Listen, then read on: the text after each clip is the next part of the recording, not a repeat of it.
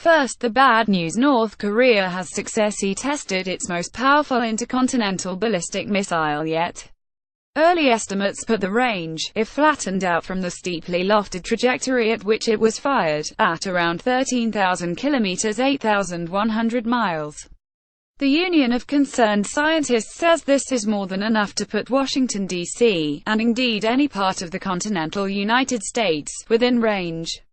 They point out that we do not know how heavy the payload was, that despite Pyongyang's claim to have tested a superlarge heavy warhead, the increase in range suggests it was perhaps a much lighter mock warhead, and the distance a heavier, nuclear-armed missile could travel would be shorter. Video: Trump on N Korea missile launch: "We will handle it." Uncertainty also remains around the status of the re-entry vehicle, and how well or otherwise it would survive a real missile flight. New missile capable of striking entire U.S., North Korea says, but this is, once again, progress, with the Kim regime proclaiming a new ICBM to add to its arsenal, which they have named the HWA-15. HWA means Mars in Korean. This was also a rare, if not unprecedented, night launch. We saw a late-night ICBM launch in July, from what appears to be a new site. Improving their capability to fire from different locations, at different times of the day, increases their chances of being able to get a real missile fueled and into the sky before it could be detected and attacked. Video: North Korean state TV announces ICBM missile tests. So, the bad news is pretty bad. But there is also good news. First, this isn't as provocative as it might have been. They didn't fire over Japan, which they have done before, sending civilians there running to air raid shelters, and they didn't fire into the waters off Guam, which they had previously threatened to do, and the United States would likely interpret as a direct threat.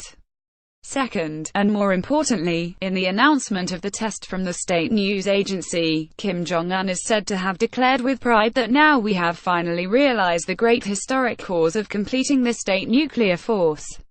Elsewhere in the statement, they said this new ICBM meets the goal of the completion of the rocket weaponry system development.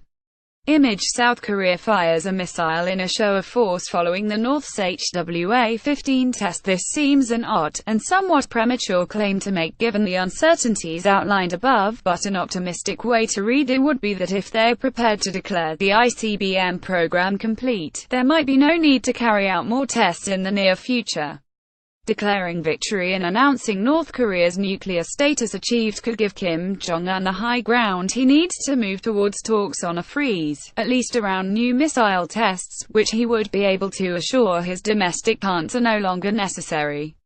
That would depend on President Trump and the U.S. being prepared to negotiate with an at least nominally nuclear-armed North Korea, which they have long insisted they will not do, but perhaps they could agree to disagree on whether that status has been achieved. Of course, to borrow a phrase from former U.S. Defense Secretary Donald Rumsfeld, there are a number of known unknowns here. Video: UK can't deal with Korean nuclear weapons. We don't know, and we can't know, what is really going on in Pyongyang, the motivation behind Kim Jong-un's statement, and what Donald Trump has in mind when he says this will be handled. What we do know with absolute certainty is that the consequences of military action would be devastating.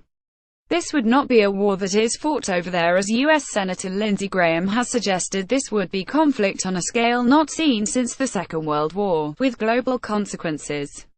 So any reason for optimism, however fleeting, is worth pursuing, even if it comes, as this does, on a day when North Korea is once again announcing a significant advance.